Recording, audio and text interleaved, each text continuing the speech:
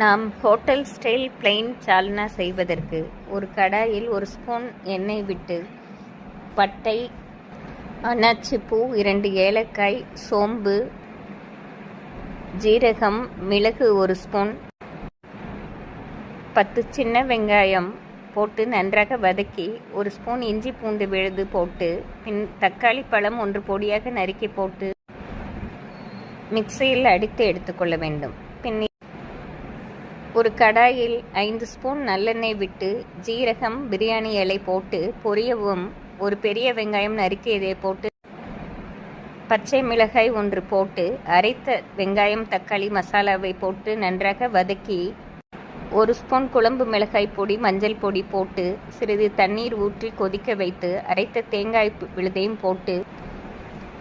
5 நிமிடம் மிதமான தீயில் வைத்து எடுத்தால் அருமையான சால்னா ரெடி.